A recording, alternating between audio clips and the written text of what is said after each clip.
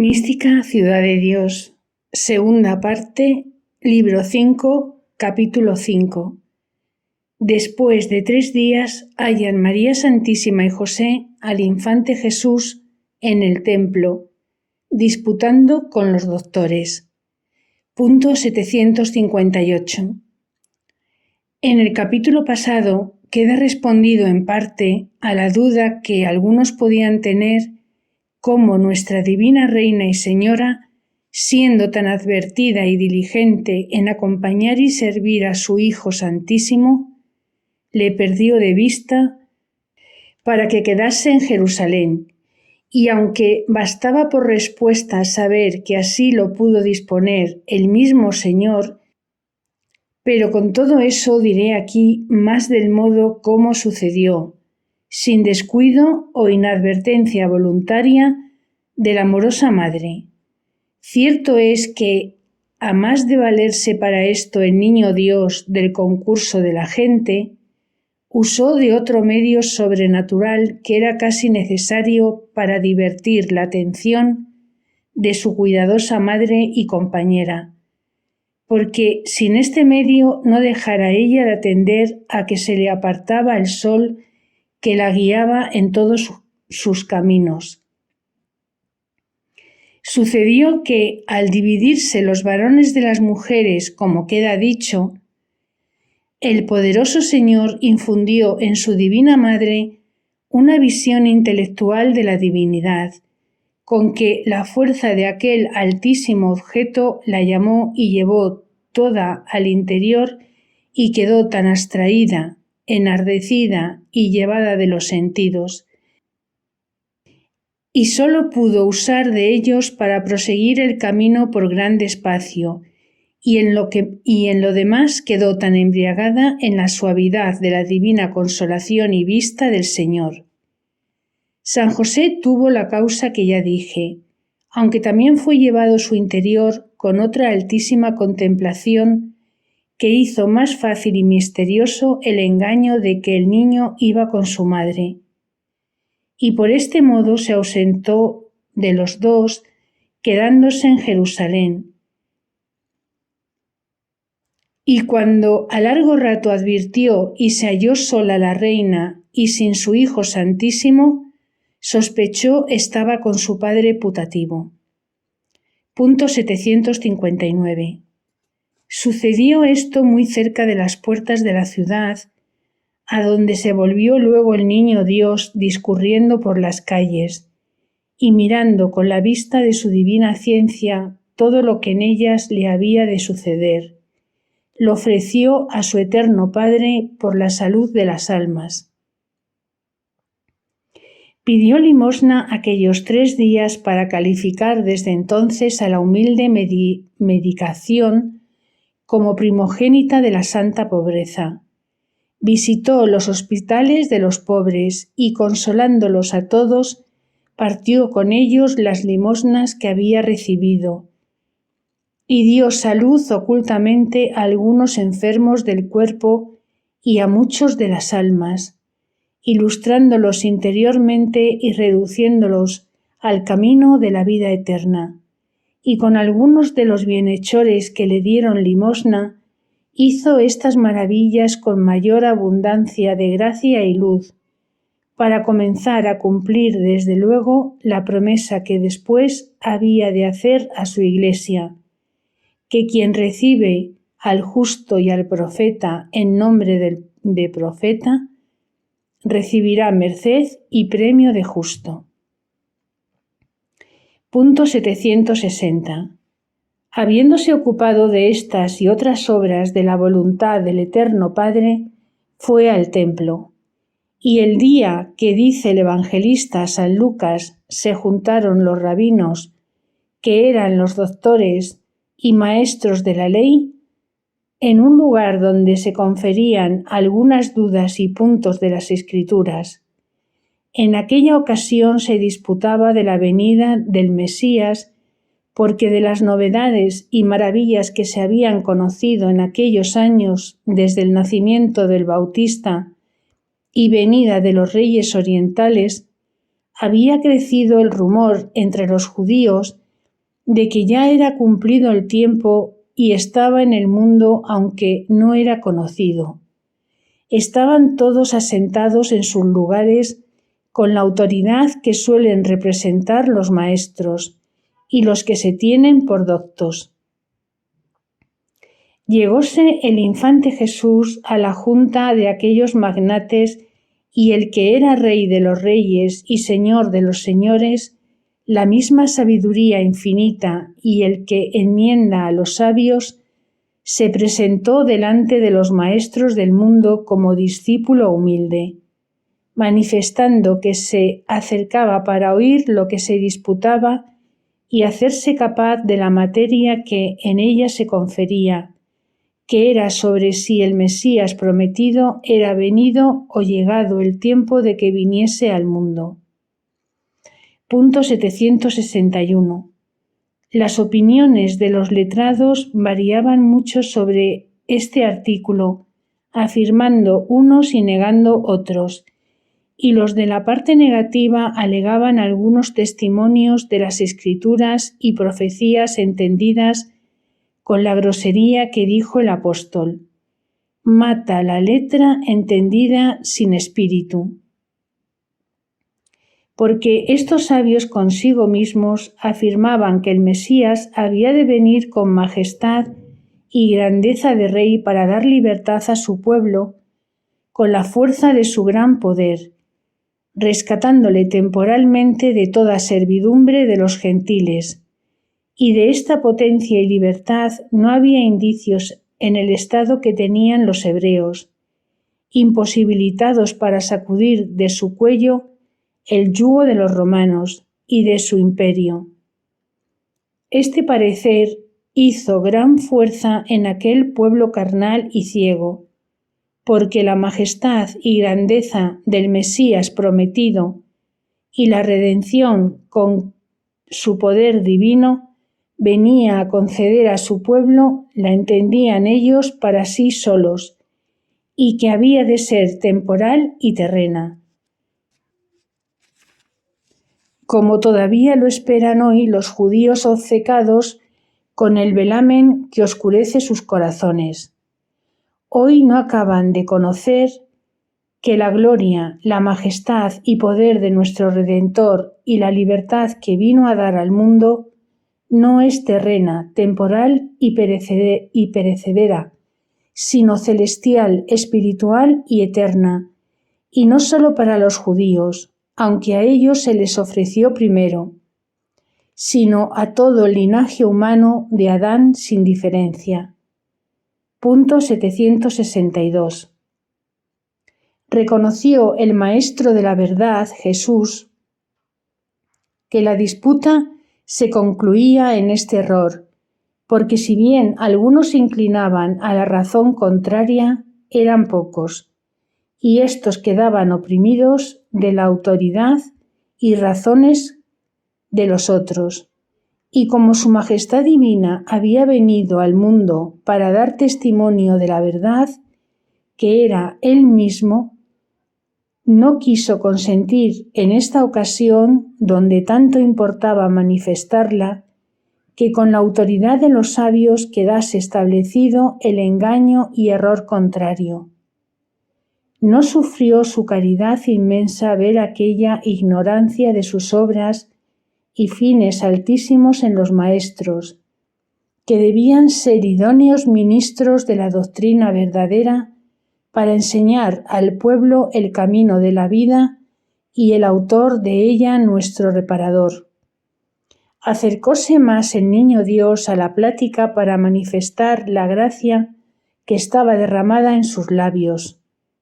Entró en medio de todos con rara majestad y hermosura, como quien deseaba preguntar alguna duda, y con su agradable semblante despertó en aquellos sabios el deseo de oírle con atención. Punto 763.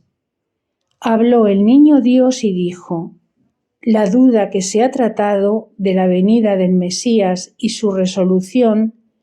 he oído y entendido enteramente, y para proponer mi dificultad en esta determinación supongo, de los profetas,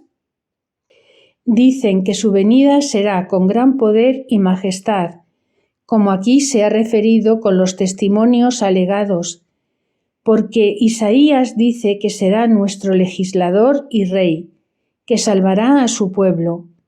y en otra parte afirma que vendrá de lejos con furor grande, como también lo aseguró David, que abrasará a todos sus enemigos, y Daniel afirma que todas las tribus y naciones le servirán, y el eclesiástico dice que vendrá con él gran multitud de santos, y los profetas y las escrituras están llenas de semejantes promesas para manifestar su venida con señales harto claras y patentes, si se miran con atención y luz.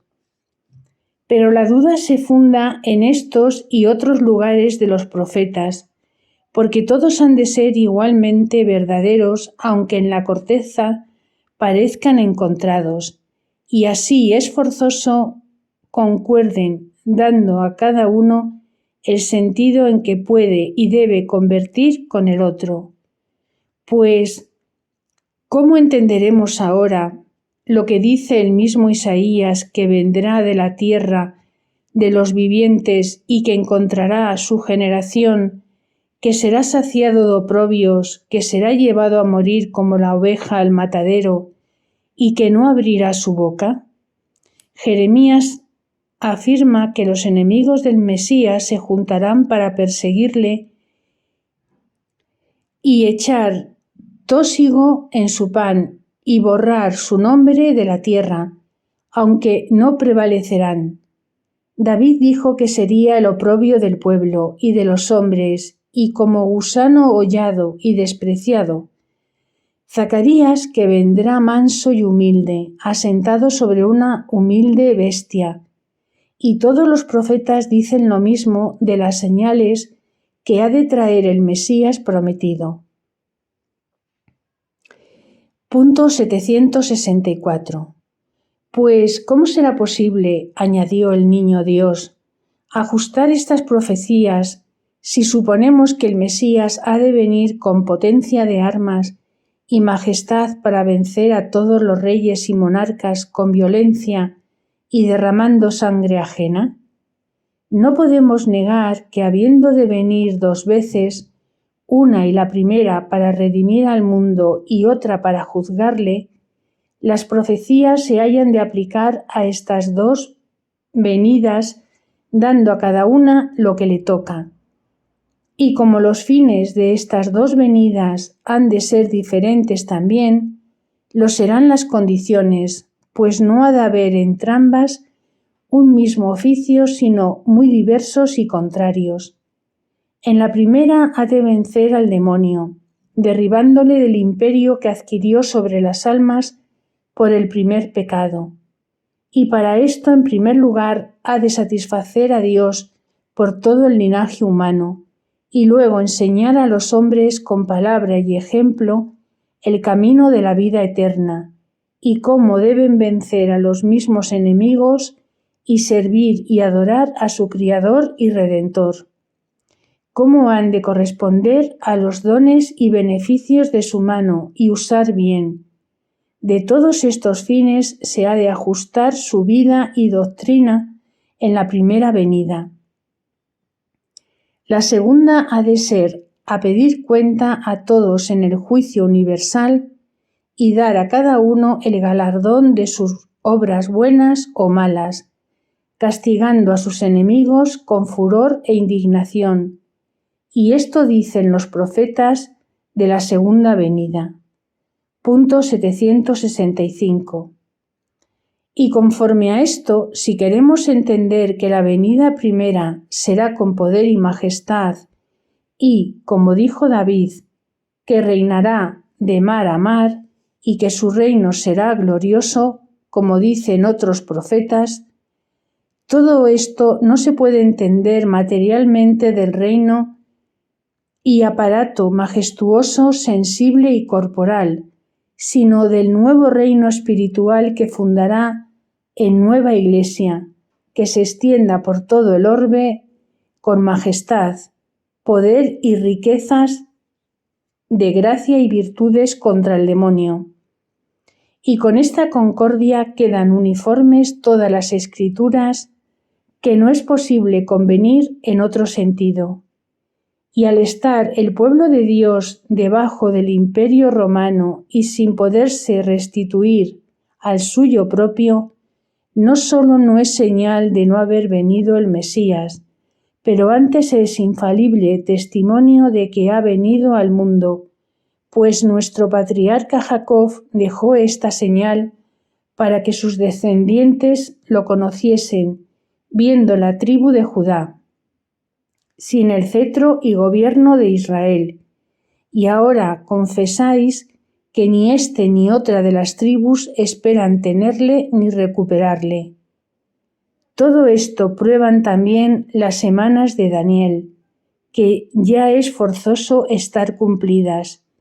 y el que tuviere memoria se acordará de lo que he oído, que hace pocos años se vio en Belén a medianoche grande resplandor, y a unos pastores pobres les fue dicho que el Redentor había nacido, y luego vinieron del oriente ciertos reyes guiados de una estrella, buscando al Rey de los judíos para adorarle. Y todo estaba así profetizado. Y creyéndolo por infalible al rey Herodes, padre de Arquelao, quitó la vida a tantos niños solo por quitársela entre todos al rey, que había nacido, de quien temía sucediera en el reino de Israel. Punto 766. Otras razones dijo con estas el infante Jesús con la eficacia de quien preguntando enseñaba con potestad divina, y los escribas y letrados que le oyeron enmudecieron todos y convencidos se miraban unos a otros y con admiración grande se preguntaban: ¿qué maravilla es esta? ¿Y qué muchacho tan prodigioso?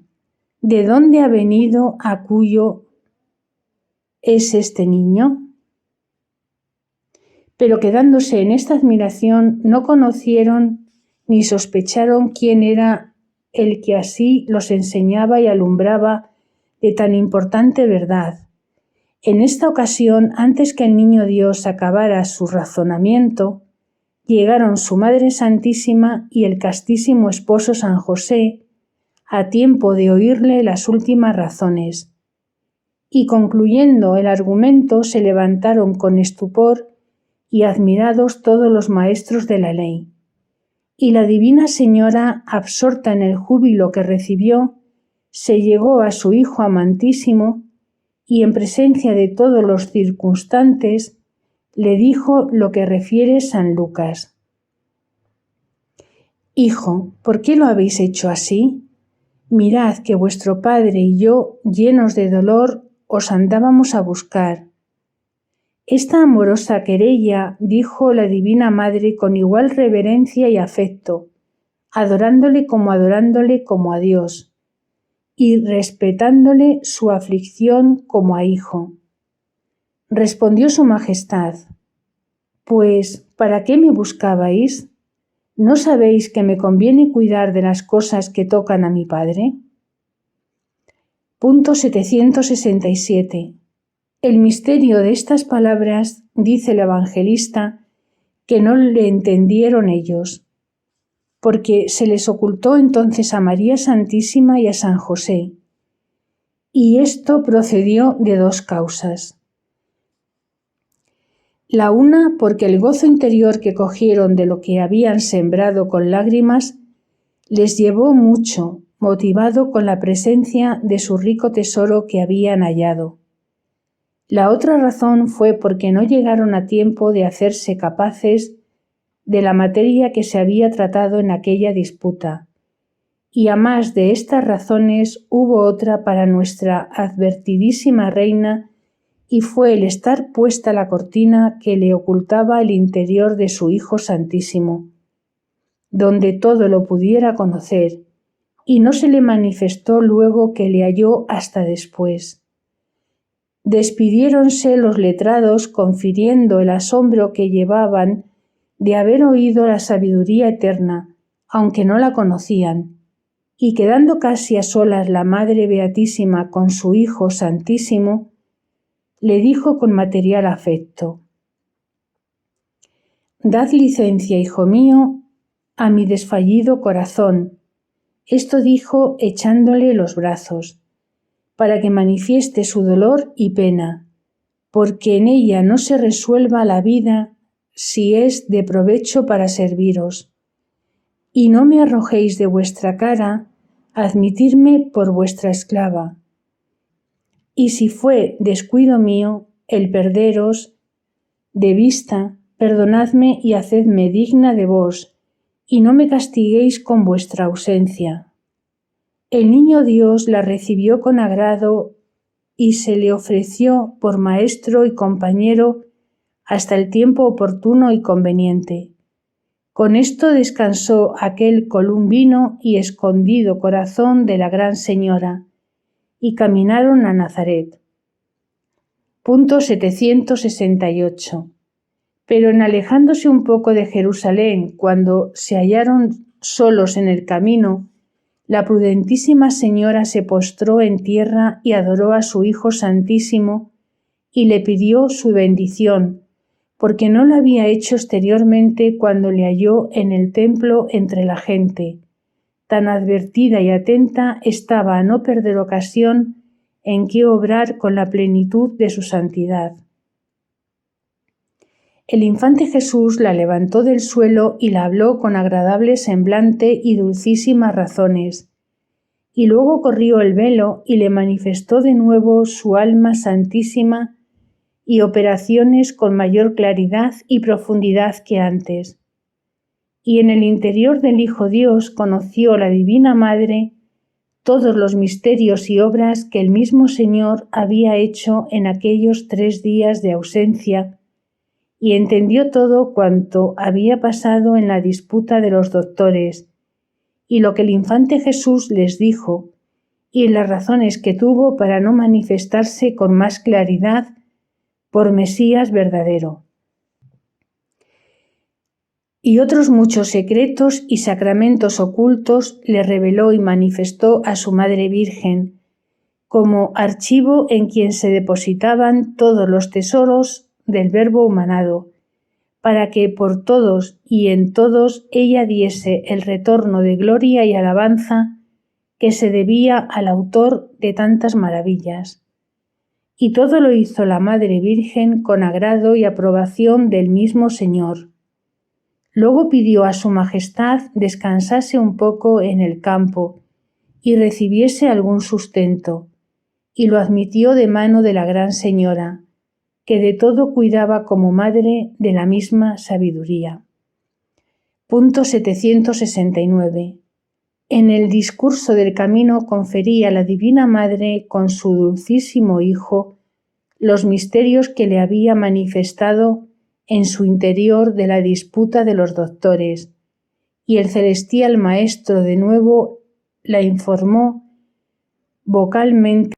de lo que por inteligencia le mostró y en particular la declaró con aquellos letrados y escribas, no vinieron en conocimiento de que su Majestad era el Mesías por la presunción y arrogancia que tenían de su ciencia propia, porque en las tinieblas de la soberbia estaban oscurecidos sus entendimientos para no percibir la divina luz. Aunque fue tan grande la que el niño Dios le propuso y sus razones les convencían bastantemente, si tuvieran dispuesto el afecto de la voluntad con humildad y deseo de la verdad,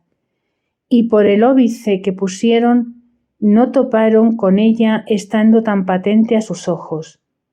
Convirtió nuestro Redentor muchas almas al camino de la salvación en esta jornada, y en estando presente su Madre Santísima, la tomaba por instrumento de estas maravillas, y por medio de sus razones prudentísimas y santas amonestaciones, ilustraba los corazones de todos los que la Divina Señora hablaba. dieron salud a muchos enfermos, consolaron a los afligidos y tristes,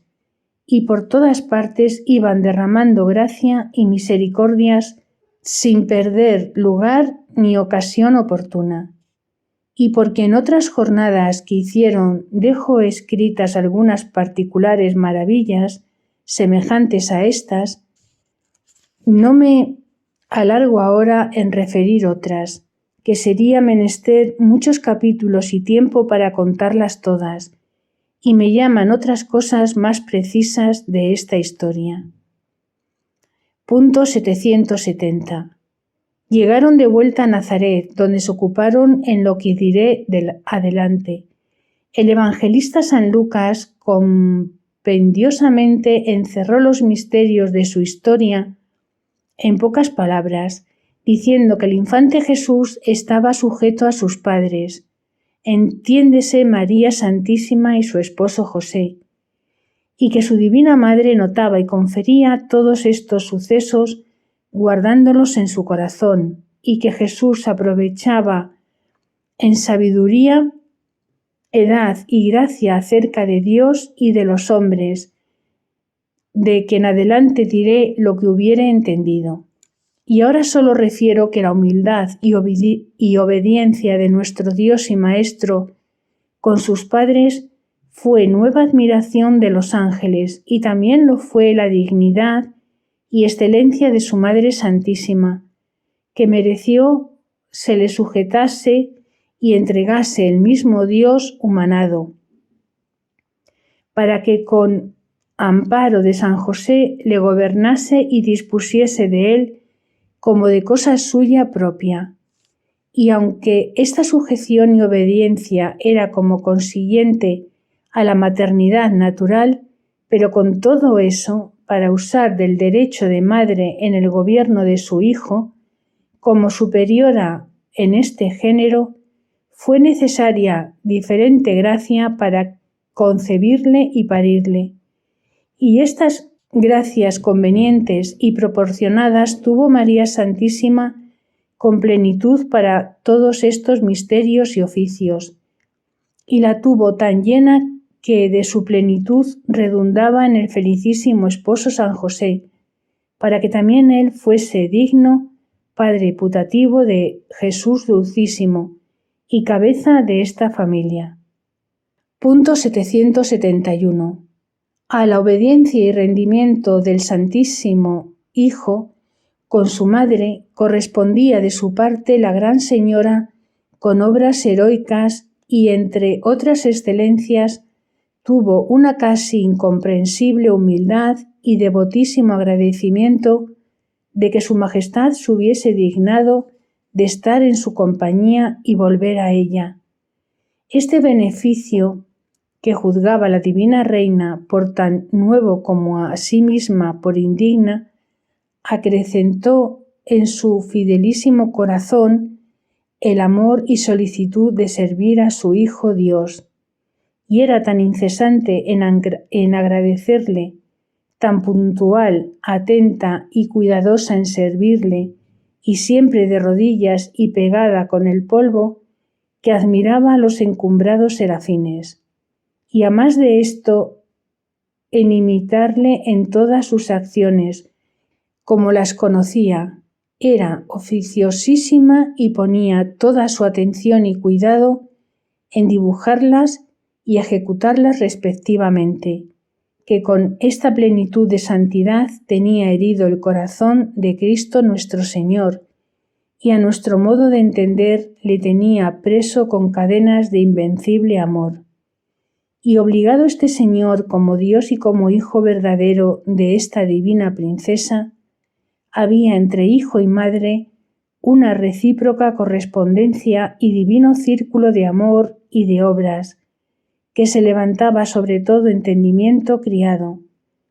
porque en el mar océano de María entraban todas las corrientes caudalosas de las gracias y favores del Verbo humanado, y este mar no redundaba porque tenía capacidad y senos para recibirlos, pero volvíanse estas corrientes a su principio remitiéndolos a él la feliz madre de la sabiduría, para que corriesen otra vez como si estos flujos y reflujos de la divinidad anduvieren entre el Hijo Dios y su Madre sola. Este es el misterio de estar tan repetidos aquellos humildes reconocimientos de la esposa. Mi querido para mí y yo para él, que se apacienta entre los lirios mientras se acerca el día y se desvían las sombras. Y otras veces, yo para mi amado y él para mí, yo para mi dilecto y él se convierte a mí. Punto 772. El fuego del amor divino que ardía en el pecho de nuestro Redentor y que vino a encender en la tierra, era como forzoso que, hallando materia próxima y dispuesta, cual era el corazón purísimo de su madre, hiciese y obrase con suma actividad efectos tan sin límite, que sólo el mismo Señor los pudo conocer como los pudo obrar. Sola una cosa advierto, que se me ha dado inteligencia de ella, y es que en las demostraciones exteriores de amor que tenía el Verbo humanado a su Madre Santísima, medía las obras y señales, no con el afecto y natural inclinación de hijo, sino con el estado que la gran reina tenía de merecer como viadora, porque conoció su majestad que si en estas demostraciones y favores la regalara tanto como le pedía la inclinación del natural amor de hijo, y a tal madre la impidiera algo con el continuo gozo de las delicias de su amado, para merecer menos de lo que convenía. Y por esto detuvo el Señor en parte esta natural fuerza de su misma humanidad, y dio lugar para que su divina madre, aunque era tan santa, obrase y mereciese padeciendo sin el continuo y dulce premio que pudiera tener en los favores visibles de su Hijo Santísimo. Y por esta razón en la conversación ordinaria guardaba el niño Dios más entereza y serenidad, y aunque la diligentísima señora era tan cuidadosa en servirle, administrarle y prevenir todo lo que era necesario con incomparable reverencia, el Hijo Santísimo no hacía en esto tantas demostraciones cuanto le obligaba la solicitud de su madre. Doctrina de la Reina del Cielo María Santísima. Punto 773. Hija mía, todas las obras de mi Hijo Santísimo y mías están llenas de misteriosa doctrina y enseñanza para los mortales que con atenta reverencia las consideran. Ausentóse su majestad de mí para que buscándole con dolor y lágrimas le hallase con alegría y fruto de mi espíritu. Y quiero que tú imites en este misterio, buscándole con tal amargura que te despierte una solicitud incesante, sin descansar toda tu vida en cosa alguna, hasta que le tengas y no le dejes, para que entiendas mejor el sacramento del Señor. Advierte que su sabiduría infinita de tal manera cría a las criaturas capaces de su eterna felicidad que las pone en el camino, pero ausentes y dudosas de ella misma, para que mientras no llegan a poseerla, siempre vivan solícitas y dolorosas, y esta solicitud engendre en la misma criatura continuo temor y aborrecimiento del pecado, que es por quien solo la puede perder, y para que entre el bullicio de la conversación humana no se deje enlazar ni enredar en las cosas visibles y terrenas. A este cuidado ayuda el Criador, añadiendo a la razón natural las virtudes de fe y esperanza, que son el estímulo del amor con que se busca y se halla el último fin de la criatura, y a más de estas virtudes y otras que infunde en el bautismo, envía inspiraciones y auxilios con que despertar y mover al alma ausente del mismo Señor, para que no le olvide ni se olvide de sí misma mientras carece de su amable presencia. Antes prosiga su carrera hasta llegar al deseado fin, donde hallará todo el lleno de su inclinación y deseos.